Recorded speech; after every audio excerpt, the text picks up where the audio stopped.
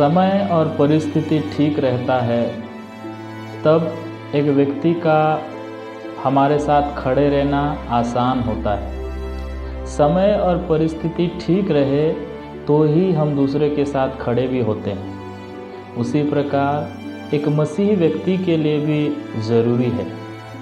जिस प्रकार एक कहावत कहा जाता है, एक बात बोला जाता है संसार में, असली रिश्तेदार, असली साथी, मित्र की पहचान तभी होती है जब वो विपरीत परिस्थिति में अपने व्यवहार को दिखाता है। सब तरफ से संकट है और दोस्त यदि, मित्र यदि, रिश्तेदार यदि हमको छोड़ दे तो सच्चा मित्र नहीं होता। बाइबल में बोलता है विपत्ति के समय मित्र भाई बन जाता है। उसी प्रकार सच्चे मित्र का पहचान उसी समय में हो जाता है। तो एक विश्वासी के लिए भी कि वो सच्चा विश्वासी है कि नहीं, सच्चा प्रभु का जन है कि नहीं, उस समय पहचान में आता है जब उसके लिए परिस्थितियां विपरीत हो जाती हैं। जब तक सब कुछ ठीक है तब तक प्रभु के साथ चलना आसान है, लेकिन प्रभु के साथ विपरीत परिस्थिति में भी प्रभु के साथ खड़े रहना, प्रभु के मार्ग में चलना, ये हमें उससे भी ज़रूरी है, क्योंकि उसी समय में पता चलता है कि आप सच्चे विश्वासी हैं या नामधारी विश्वासी हैं। देखिए भजन संहिता 23 अध्याय में, 23 अध्याय को हम बड़ी अच्छी रीति से पढ़ते हैं, बहुत अच्छी रीति से उसे याद रखते हैं। लेकिन उस भजन संहिता की एक भेद की बात है। भजन संहिता 23 अध्याय में एक बीच वाला जो पद है, आयत है, वह एक विश्वासी के लिए बहुत महत्वपूर्ण है। जब तक 1 से लेके 3 पद तक हम पढ़ते हैं तो वहाँ पे आशीष ही आशीष दिखता है। यहोवा मेरा चरवाहा है, मुझे कुछ घटी ना होगी। वह मुझे हरी हरी चराइयों में बैठाता है, सुखदायी जल के झरनों के पास ले चलता है। वह मेरे जी में जी ले आता है, धर्म के मार्ग में वह अपने नाम के निमित्त मेरी अगुवाई करता है। यहाँ तक देखा जाए तो एक व्यक्ति के लिए आशीष है। परमेश्वर सारी घटियों को दूर कर रहा है, हरी हरी चराइयों पर ले चल रहा है, जल के झरनों, सुखदायी जल के झरनों के पास ले चल रहा है। वो उसके जी में जी ले आता है, धर्म के मार्ग में अगुवाई करता है। ये सब बातें आशीष हैं। इस समय प्रभु मेरा चरवाहा है बोलना आसान है, हालेलुया स्तुति हो बोलना आसान है, लेकिन उस परिस्थिति में क्या करेंगे? जब भजन संहिता 4 अध्याय को पढ़ते हैं, उस परिस्थिति में आप क्या करेंगे? कहता है, चाहे मैं घोर अंधकार से भरी तराई में होकर चलूं तो भी हानि से ना डरूंगा।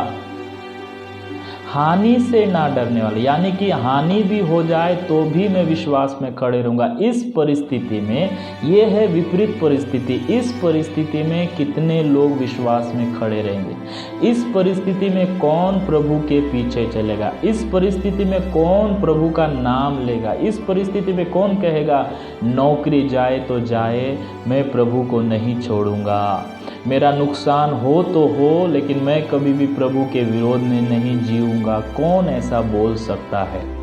अच्छे समय में सब लोग प्रभु के पीछे चलते हैं। विपरीत परिस्थिति में कहता है, जैसे हम परमेश्वर के वचन में एक व्यक्ति को देखते हैं, एक चेला को देखते हैं। यीशु मसीह पानी के ऊपर चल रहा था, तब एक चेले ने कहा कि प्रभु मुझे आदेश दे कि मैं भी चलूँगा। तब यीशु मसीह ने कहा ठीक है आ। जैसे ही वो यीशु को देखकर कदम बढ़ाया, वो बढ़ रहा था, लेकिन जब परिस्थिति थोड़ा सा अलग हो गई, तब उसका जो ध्यान है प्रभु की ओर, जो भरोसा है, वो अलग हो चुका। उसने आने वाली हवा को देखा और उसका ध्यान भटक गया, वो डूब गया। जब तक हवा नहीं आ रहा था तब तक उसके लिए ठीक था, वो प्रभु की स्तुति करते हुए आगे बढ़ रहा था। लेकिन परिस्थिति जब उसके विरोध में हुई, तब उसने क्या किया?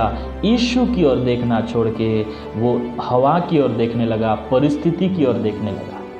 परिस्थिति जो है वो पतरस को डर के माहौल में ले गई। तो विश्वास और डर एक साथ नहीं रह सकते। तो इसलिए मेरे प्रियो, आज का संदेश उस परिस्थिति में हम क्या करें, उसी के ऊपर आज का संदेश है। तो आइए हम शुरुआत करते हैं, हमें क्या करना चाहिए। परमेश्वर के वचन में लूका रचित सुसमाचार 21 अध्याय में प्रभु यीशु मसीह ने हमें कहा है, 21 अध्याय उसका 36 पद में, इसलिए जागते रहो हर समय प्रार्थना करते रहो कि तुम इन सब आने वाली घटनाओं से बचने और मनुष्य के पुत्र के सामने खड़े होने के योग्य बनो। प्रभु यीशु मसीह जितने भी संदेशों को बाइबल में दिए हैं, परमेश्वर का वचन में जितने भी संदेश आपके और मेरे लिए है, हमारे वर्तमान परिस्थिति के लिए भी सारे संदेश है और आने वाले भविष्य के लिए भी परमेश्वर की ओर से हमारे पास सारे संदेश है। तो परमेश्वर का वचन कहता है, आने वाली घटनाएं जो आपके लिए परीक्षा के तौर पे आएंगी, आने वाली घटनाएं आपके लिए संकट के तौर पे आएगी, तो आप क्या करना चाहिए प्रभु यीशु मसीह ने पहले से ही बता दिया। देखिए परमेश्वर के वचन में उसी 21 अध्याय 28 पद में हम देखें तो यीशु मसीह कहते हैं, जब ये बातें होने लगे तो सीधे होकर अपने सिर उठाना, क्योंकि तुम्हारा छुटकारा निकट है। यीशु मसीह ने पहले बता दिया कि मेरे आने से पहले महामारी आएंगी, राज्य पर राज्य लड़ाई करेंगी, भरमाने वाले लोग पाए जाएंगे, सताए जाओगे, मारे जाओगे, शहीद हो जाओगे, तुम्हारे शरीर में मेरा आगमन का चिन्ह दिखेगा, मेरी कलीसिया में आगमन का चिन्ह दिखाई देगा, अन्य जातियों में उसके आगमन का चिन्ह दिखाई देगा, पेड़ पौधों में उसके आने का चिन्ह दिखाई देगा, आकाश में उसका चिन्ह दिखाई देगा। जब इन चिन्हों को तुम देखो, इनका आरंभ होते समय तुम देखो, तो एक काम करना, तुम सीधे खड़े होकर सिर उठाना, अपना स्वभाव, अपना चाल चलन को सही कर लेना और सिर उठाना यानी कि प्रार्थना करना। तो यीशु मसीह इस बात को कहते हैं, जब यीशु मसीह के आगमन निकट हो तो तुम्हारा एक ही काम है, अपना जीवन को सुधारो और प्रार्थना करो। तो प्रभु यीशु मसीह यहाँ और एक बात बोलते हैं कि जागते और प्रार्थना, हर समय प्रार्थना करते रहो कि आने वाली घटनाओं में बच सको। आने वाली घटनाएं आपके और मेरे लिए परीक्षाएं हैं। आने वाली घटनाएं आपके और मेरे लिए परीक्षा हैं। देखिए, शैतान आपको परीक्षा इसीलिए करता है ताकि उसमें आप फंस जाएं, और उसमें फंसने के कारण से शैतान आपको अपनी ओर ले जाता है। इस दुनिया में पाए जाने वाला हर एक विश्वासी प्रभु के जन के ऊपर शैतान की नज़र है। शैतान वो दृष्टि लगा के बैठा है कि कब इसको मैं फाड़ खाऊं। वो अवसर को ढूंढ रहा है, वो अवसर की तलाश कर रहा है। अवसर मिलते ही वो आपको अपनी ओर खींच लेगा। केवल अवसर के तलाश में नहीं है, परिस्थितियां ऐसा वो बनाता है ताकि उसको अवसर मिले, ताकि वो आपको अपने पास खींच ले। तो मेरे प्रियो, परमेश्वर के वचन के अनुसार देखा जाए तो दो प्रकार का परीक्षा हमेशा शैतान प्रभु के लोगों के ऊपर इस्तेमाल करता है। एक तो अभिलाषाओं का और दूसरा तो डर का। अभिलाषाएं, यदि एक व्यक्ति विश्वास में आता है तो उसके अंदर में सब बातों के द्वारा वो अभिलाषाओं को डालने का कोशिश करता है। नौकरी पाने का अभिलाषा, घर का अभिलाषा, जमीन का अभिलाषा, दुनिया पर का अभिलाषा डालने का कोशिश करता है। उसमें वो ना फंसे तो फिर डर आता है। क्या अनेक प्रकार से डर उसके अंदर में भर देता है। और हम जानते हैं परमेश्वर के वचन में पहले से ही लिखा गया है कि जो लोग मसीह यीशु में भक्ति के साथ जीवन बिताने जाएंगे वो सब के ऊपर सताव, संकट, परेशानियां आएंगी। जो सचमुच में प्रभु के पीछे चलना चाहते हैं, जिसने सचमुच में प्रभु को जानकर उसके साथ जीने मरने को तैयार हो गया, उसके पीछे चलने के लिए सब कुछ छोड़ने को तैयार हो गया, यहाँ तक कि अपना धन दौलत, अपना प्राण भी त्यागने को तैयार है, ऐसे विश्वासी को चाहिए कि उन आने वाली घटनाओं में बचने के लिए वो निरंतर प्रार्थना जीवन बिताए, जागते हुए प्रार्थना जीवन बिताए। जिस प्रकार हम देखते हैं एक बच्चा, वही बच्चा परीक्षा में अच्छा लिख पाता है और अच्छा रिजल्ट पा पाता है जो साल भर पढ़ाई में मेहनत किए रहता है, जो साल भर अपना समय उस परीक्षा की तैयारी के लिए साल भर अपना समय उसमें देता है, पढ़ाई में देता है, बराबर स्कूल जाता है, घर में आके पढ़ाई में समय देता है, वो दुनिया के कामों में बिजी नहीं हो जाता है। उसके लिए पहला महत्व होता है कि मैं पढ़ाई करूं, अच्छी बात अच्छे से समझूं, ताकि जब परीक्षा हो उसमें से अच्छी बातों को, सही आंसर को लिख के परीक्षा में पास हो सकूं। तो सेम वही बात है कि आने वाले घटनाओं में, आने वाली परीक्षाओं में, आने वाले फंदों में जो शैतान अनेक लोगों को लगाना चाहता है और आज भी वो कर रहा है, अगर उन परीक्षाओं में पास होना है तो आपको जागते हुए और प्रार्थना करना, हर समय प्रार्थना में रहना जरूरी है।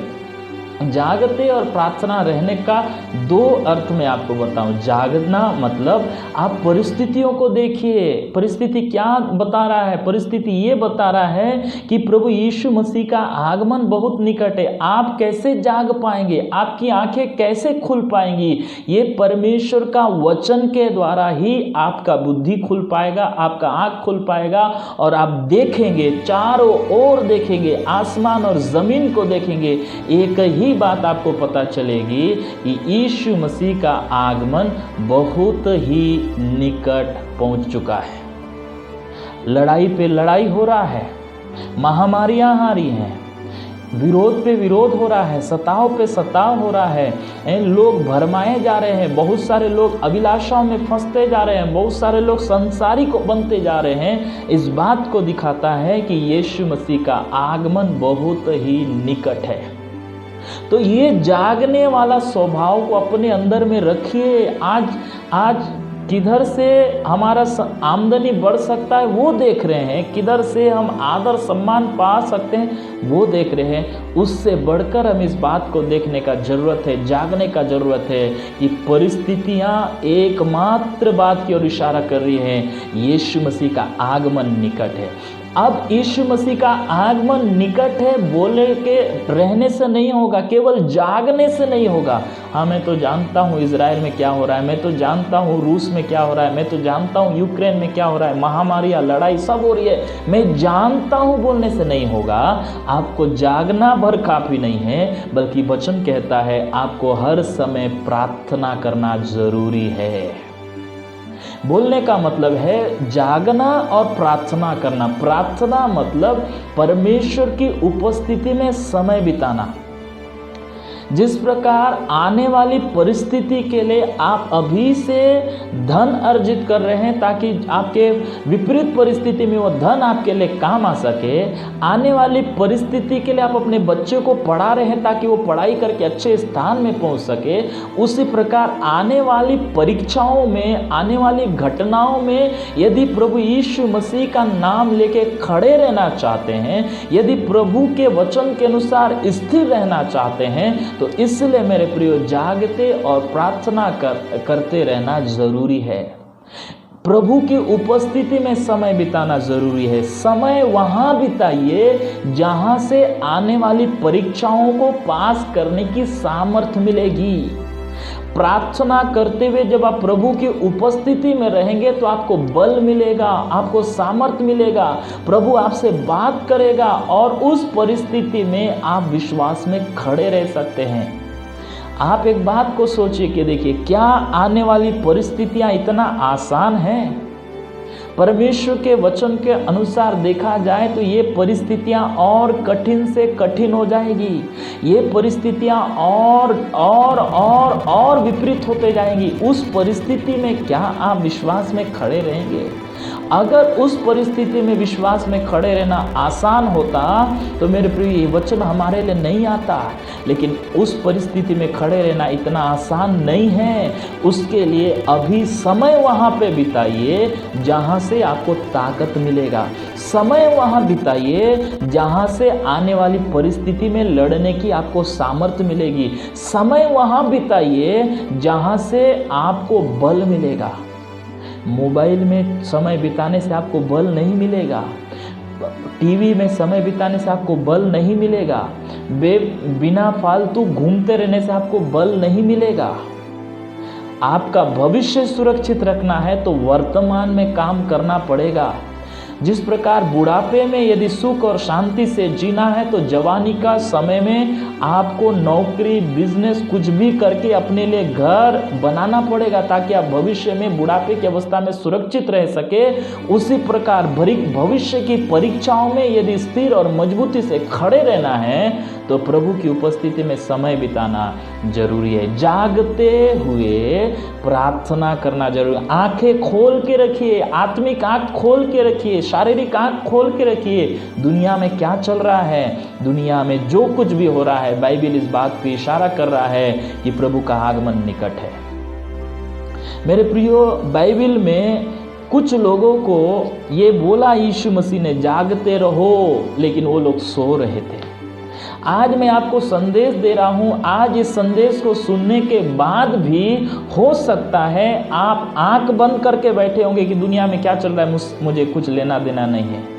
हो सकता है आपको पता ही नहीं कि यीशु मसीह का आगमन कितना निकट है। ये प्रचार सुनने के बाद भी हो सकता है आप प्रार्थना नहीं करेंगे। हो सकता है इस वचन को सुनने के बाद भी अपना संसारिक कामों में बिजी हो जाएंगे। सचेत और सावधान रहिए।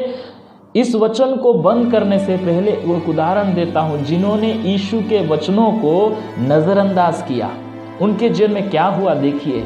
यदि आप एक सच्चे विश्वासी हैं, आप चाहते हैं कि जीवन के अंत तक प्रभु के लिए खड़े रहना चाहते हैं, तो ये वचन जरूर सुनिएगा।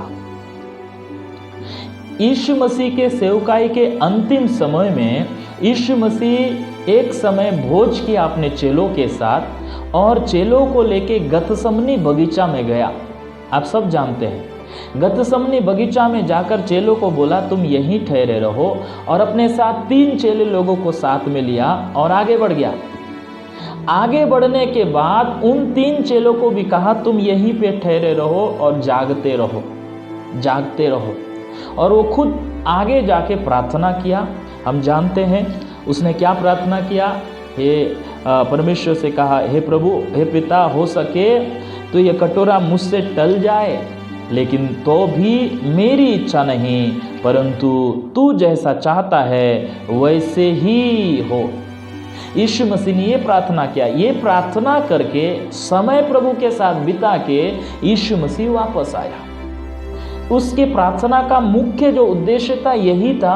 बाकी प्रार्थनाओं को हमारे सामने नहीं रखा गया, लेकिन जो मुख्य प्रार्थना है इसको रखा गया है। और जब वो प्रार्थना करके वापस आया, मत्ती रचित सुसमाचार 26 अध्याय में देख सकते हैं 26 के 40 में, फिर उसने चेलों के पास आकर कहा, उन्हें सोते पाया और पतरस से कहा, क्या तुम मेरे साथ एक घड़ी भी ना जाग सके? उसने सब चेलों को कहा जागते रहने के लिए, लेकिन वो एक यीशु के साथ जाग नहीं रहे थे। इसलिए उनको क्या आदेश देता है? जागते और प्रार्थना करते रहो कि तुम परीक्षा में ना पड़ो।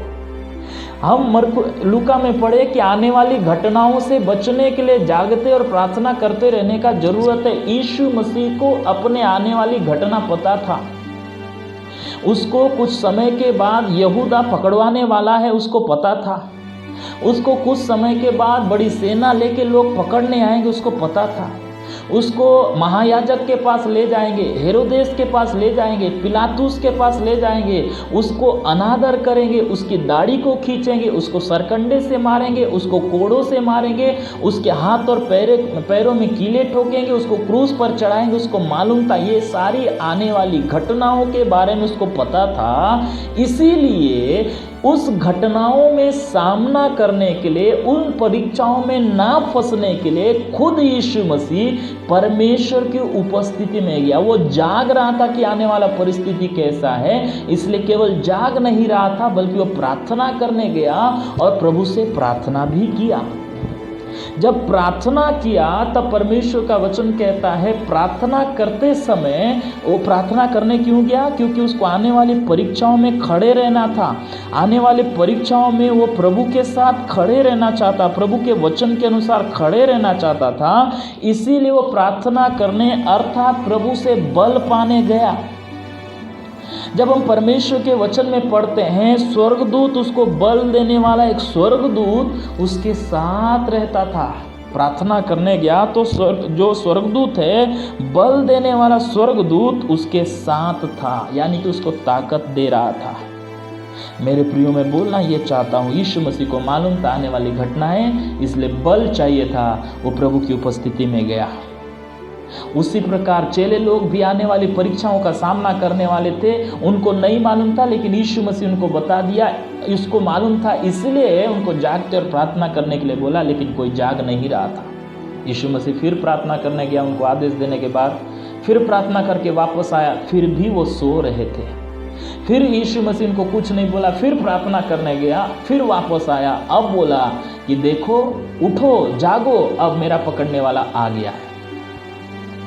प्रार्थना यीशु मसीह कर रहा था, उसको बल मिला, और यीशु मसीह को जब पकड़ा गया तो उसने कुछ ऐसा काम नहीं किया जिसके द्वारा परमेश्वर की इच्छा को रुकावट का कारण बन सके। उसने परमेश्वर की इच्छा के अनुसार पकड़वाया गया, परमेश्वर की इच्छा के अनुसार लोगों को सौंपा गया, परमेश्वर की इच्छा के अनुसार देखा जाए तो सब कुछ परमेश्वर की इच्छा के अनुसार हुआ। क्रूस पे टांगा गया और आपके और मेरे लिए यीशु मसीह मारा गया, गाड़ा गया, और मृतकों में से तीसरे दिन जी उठा। उसने पिता की इच्छा को पूरा किया। इन सारी परीक्षाओं के बीच में वो हारा नहीं, बल्कि परीक्षाओं में जय पाया। लेकिन प्रार्थना नहीं करने वाले, ना जागने वाले चेलों का हश्र क्या हुआ, देखिए। आप भी इस वचन को सुन के जागृत हो जाइए। यदि आप नहीं जाग रहे हैं और यदि आप प्रार्थना नहीं कर रहे हैं तो आपको इस वचन के द्वारा जागना चाहिए। क्या क्या हुआ? पहला काम उन्होंने क्या आज्ञा, थोड़ा मालूम, 26 अध्याय उसका मत्ती 26 का 51 पढ़ेंगे, तब वहाँ कहता है, यीशु के साथियों में से एक ने हाथ बढ़ाकर अपनी तलवार खींच ली और महायाजक के दास पर चलाकर उसका कान उड़ा दिया। यीशु मसीह का एक चेला ने, ये यीशु मसीह को जो पकड़ने आ गया, यीशु मसीह के एक चेले ने क्या किया, एक व्यक्ति का कान उड़ा दिया, तलवार निकाला, कान उड़ा दिया। आपको याद होगा यीशु मसीह ने पहाड़ी उपदेश में क्या बोला था, दुश्मन से प्यार करो, बैरियों से बैर करने के लिए नहीं, दुश्मन से प्यार करो, दुश्मन के लिए प्रार्थना करो, दुश्मन को आशीष दो, ऐसा कहा। ये प्रचार सुनने वाले ये चेले लोग क्या कर रहे हैं, एक व्यक्ति ने कान उड़ा दिया। यीशु मसीह ने जो आदेश दिया उसको उन्होंने तोड़ दिया। ना जागने और प्रार्थना ना करने का परिणाम है ये, परमेश्वर की आज्ञा को तोड़ दिए। हथियार चलाने का काम प्रभु के लोगों का काम नहीं है, प्रार्थना करने का काम है। उनका मन बदलने के लिए प्रार्थना, उनकी आशीष के लिए प्रार्थना, उनका उद्धार के लिए प्रार्थना करने का काम है प्रभु के लोगों का। लेकिन पतरस क्या कर रहा है, कान उड़ा दिया। अगला परिणाम क्या हुआ, ना जागने और प्रार्थना ना करने का परिणाम क्या हुआ, देखिए 26 अध्याय 56 पद में, परंतु यह सब इसलिए हुआ है कि भविष्यवक्ताओं के वचन पूरे हो। यीशु मसीह के साथ जो हुआ है इसलिए हुआ है कि भविष्यवक्ताओं के वचन पूरे हो, ताकि आपका और मेरा उद्धार हो। आगे कहता है, तब सब चेले उसे छोड़कर भाग गए। यीशु मसीह के साथ 3.5 साल सेवा करने वाले चेले, यीशु मसीह के प्रमुख 12 चेले थे, उसमें से एक तो पकड़वा दिया, उस ग्रुप में चला गया, और बाकी 11 चेले क्या किए, यीशु मसीह को उस विपरीत परिस्थिति में छोड़कर चले गए, भाग गए, ऐसा लिखा है। भाग गए, यीशु मसीह को छोड़ के भाग गए। ये पतरस जिसके विषय में आज हम बात कर रहे हैं, जिसने यीशु को छोड़ के भाग गया, वो क्या बोला था मालूम, 26 अध्याय 34 पद में 34 पद में यीशु मसीह ने कहा, तो आज मुर्गा के बांग देने के पहले 3 बार मेरा इनकार करेगा। तब इस चेले ने क्या कहा था, बड़ा ढींग मार के सीना चौड़ा करके बोला था। पतरस ने उससे कहा, यदि मुझे तेरे साथ मरना भी पड़े तो भी मैं तुझसे कभी ना मुकरूंगा। लेकिन ये व्यक्ति क्या कर रहा है, मरने के लिए तैयार हूं बोलने वाला व्यक्ति यीशु मसीह को जब संकट आया छोड़ के भाग गया, और बाकी चेले भी छोड़ के भागे। इसका परिणाम, ये किसका परिणाम मालूम, जागते और प्रार्थना ना करने का ये परिणाम।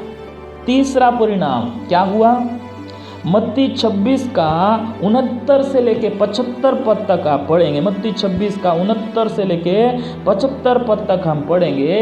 तब एक बात को देखते हैं, यीशु मसीह को ले जाया गया पकड़ के, सब लोग भाग गए और बाद में छुपके एक चेला यीशु के पीछे पीछे आने लगा। उस भीड़ में छुप गया और देख रहा था क्या होगा। उसका नाम पतरस था और उस पतरस ने उस जगह में 3 बार यीशु मसीह का इनकार किया। बोला, मैं नहीं जानता यीशु को, मैं उसका चेला नहीं हूँ, मैं उसके बारे में कुछ भी नहीं जानता, मैं उसको जानता ही नहीं। उसने इनकार किया 3 बार, एक बार नहीं, एक बार इनकार नहीं किया, उसने 3 बार इनकार किया। जिसने कहा था मैं तेरे साथ मरने के लिए भी तैयार हूँ, 3 बार इनकार किया। ये किसका परिणाम है? इसको बल ही नहीं है, साहस ही नहीं है वो कि प्रभु का अंगीकार करे लोगों के सामने। इसके पास बल ही नहीं। ये वही चेला है जिसके सामने, लोगों के सामने यीशु मसीह ने कहा, जो लोगों के सामने मुझे मान लेगा, मैं स्वर्गदूतों के सामने, पिता के सामने उसका मान लूंगा। ये सब सुनने वाला व्यक्ति पतरस भी यीशु मसीह का 3 बार इनकार किया। इसलिए यीशु मसीह ने बोला था तुम मेरा इनकार, यीशु मसीह ने इसीलिए प्रार्थना, जागने और प्रार्थना करने के लिए बोला था, लेकिन ये तो सो रहे थे। चौथा क्या हुआ मालूम? जागते और प्रार्थना ना करने का परिणाम चौथा, 20 यूहन्ना 20 अध्याय उसका 19 पद को हम पढ़ेंगे। यूहन्ना 20 अध्याय, यूहन्ना रचित सुसमाचार 20 का 19। उसी दिन जो सप्ताह का पहला दिन था, संध्या के समय, जब वहाँ के द्वार जहाँ चेले थे यहूदियों के डर के मारे बंद थे, यीशु मसीह पकड़ाया गया, सब लोग भाग गए। यीशु मसीह पकड़ाया गया, इनकार किए। यीशु मसीह पकड़ाया गया, वहाँ पे यीशु मसीह को क्रूस पे टांगा गया, मरे हुए में से तीसरे दिन जी भी उठा। उस समय चेले लोग क्या कर रहे थे? डर के मारे, यहूदियों के डर के मारे उनके दरवाजे बंद थे। जागते और प्रार्थना ना करने का परिणाम, पहला, आज्ञा को तोड़ के उन्होंने कान उड़ा दिया। जागते और प्रार्थना ना करने का परिणाम दूसरा, उन्होंने यीशु को छोड़ दिया। जागते और प्रार्थना ना करने का तीसरा परिणाम, उन्होंने यीशु का इनकार किया। जागते और ना प्रार्थना करने का परिणाम, वो डर उनके अंदर में आके वो छुप गए। यदि आज आप भी जागते और प्रार्थना करने में अपना समय नहीं बिताएंगे, ज़्यादा से ज़्यादा, ये खाना खाने के लिए प्रार्थना करने वाला प्रार्थना नहीं बोल रहा हूँ, सुबह उठ के प्रभु धन्यवाद दिन भर आशीष दे बोलने वाला प्रार्थना नहीं बोल रहा हूँ, रात को सोने से पहले जो आप प्रार्थना करते हैं, प्रभु दिन भर संभाला रात भर भी संभाल, ये प्रार्थना नहीं बोल रहा हूँ। आपको ज़्यादा से ज़्यादा हर समय प्रार्थना में रहना चाहिए। आपने पढ़ा है लूका 21 अध्याय में हमने पढ़ा, जागते और हर समय क्या करते रहो? प्रार्थना करते, यानी कि प्रार्थना के अनुभव में रहे, पिता की उपस्थिति में बल पाते रहो। बेकार में अपना समय इधर उधर व्यस्त मत करो, नौकरी करो, बिजनेस करो, जो भी करो, प्रभु की उपस्थिति में प्रभु से बल पाते रहो। आने वाली परीक्षाओं में यदि बचना है, आने वाली परीक्षाओं में पास होना है, आने वाली घटनाओं में यदि प्रभु के लिए खड़े रहना है, तो मेरे प्रियो उपवास और प्रार्थना कर करके प्रभु की उपस्थिति में समय बिताइए। नहीं तो इन चेलों के जैसा होगा, आप भी आज्ञा को तोड़ेंगे। उन्होंने 1 मारा है, आप 10 मारेंगे। उन्होंने आपके सामने गाली किया है, आप भी गाली देंगे। आज्ञा को तोड़ेंगे। केवल यही नहीं, बहुत सारी आज्ञाओं को तोड़ेंगे।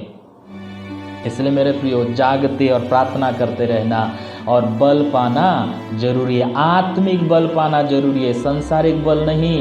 ये इस व्यक्ति का सपोर्ट मिल जाए, उस व्यक्ति का सपोर्ट मिल जाए, शासन प्रशासन का सपोर्ट मिल जाए, कलीसिया का सपोर्ट मिल जाए, वो नहीं। व्यक्तिगत सामर्थ्य चाहिए। अकेला अपने विश्वास के लिए खुद खड़े रहना पड़ेगा। मेरे विश्वास के लिए कोई बाहर से आके खड़े नहीं होगा। मेरे विश्वास के लिए मुझे खुद खड़े रहना है, तो प्रभु से मुझे सामर्थ चाहिए, और वो सामर्थ प्रभु की उपस्थिति में ही मिलता है। अपना टाइम वहाँ व्यतीत करो जहाँ से सामर्थ मिलेगा, प्रभु के पास ही सामर्थ है। इसलिए मेरे प्रियो, याद रखिए, यदि आप जागते और प्रार्थना नहीं करेंगे, आज्ञा तोड़ेंगे, यीशु को छोड़ के भाग जाएंगे। आप प्रभु में अंत तक बने रहेंगे, यीशु को छोड़ के भाग जाएंगे। कई लोग आज छोड़ रहे हैं।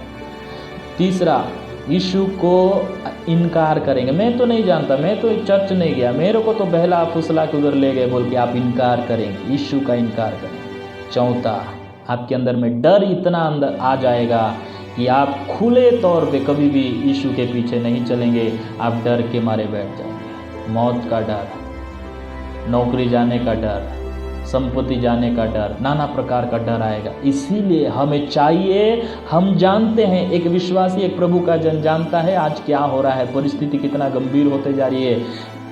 सारी दुनिया इन दिनों में पाप, सारी दुनिया में पाप एकदम हाई लेवल में हो गया है, सारी दुनिया में विरोध हाई लेवल में हो गया है। भाई भाई से बैर कर रहे हैं, घर वाले एक दूसरे से बैर कर रहे हैं, लड़ाई पे लड़ाई हो रहा है। बहुत सारी ऐसी घटनाएं हो रही हैं जो आपको विश्वास से गिरा सकती है। उसके लिए ज़रूरी ये है अपने विश्वास को थामे रखने के लिए प्रभु की उपस्थिति में बिताएं। केवल प्रार्थना में समय बिताएं नहीं बोल रहा हूँ, प्रभु के वचन में समय बिताएं, क्योंकि वचन है आपको प्रार्थना कैसे करना है वो सिखाता है। तो मेरे प्रियो, आने वाली परिस्थितियों में इन चारों बातों से बचना है। आने वाली परीक्षाओं में प्रभु के लिए दानियल के जैसे खड़े रहना है। सिंहों के मान में भी डाल जाने पर भी वो विश्वास में खड़ा रहा। शद्रक मेशक अबेदनगो के जैसे आपको खड़े रहना है, पौलुस के जैसे खड़े रहना है, प्रभु के दास भक्तों के जैसे खड़े रहना है। परिस्थिति विपरीत होने पर भी, घोर अंधकार में जाने पर भी प्रभु के साथ खड़े रहना है। तो मेरे प्रियो, आज यही करना पड़ेगा। अपनी आत्मिक आंखों को खोलिए, परिस्थितियों को देखिए, यीशु का आगमन निकट है। और प्रार्थना में, प्रभु की उपस्थिति में, प्रार्थना और वचन में समय बिताइए, ताकि आने वाली परिस्थिति में मजबूती से खड़े रहें। आपकी मजबूती आपका धन नहीं होगा। प्रभु के साथ खड़े रहने के लिए, विश्वास में खड़े रहने के लिए, अपने विश्वास की रखवाली करने के लिए ज्ञान आपको खड़े नहीं करेगा, आपको धन आपको खड़े नहीं करेगा, आपका पदवी आपको खड़े नहीं करेगा, आपका पहचान आपको खड़े नहीं करेगा। आपको कोई खड़े करेगा तो प्रभु ही खड़े करेगा। इसलिए प्रभु की उपस्थिति में रहे। प्रभु इस वचन के द्वारा आशीष दे।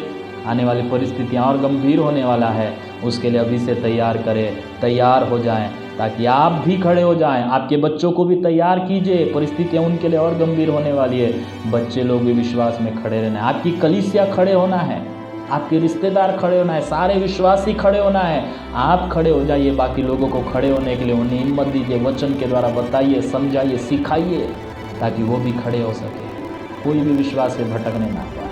प्रभु इस वचन के द्वारा आशीष दे, आपको मजबूत करे, बल दे, ताकत दे।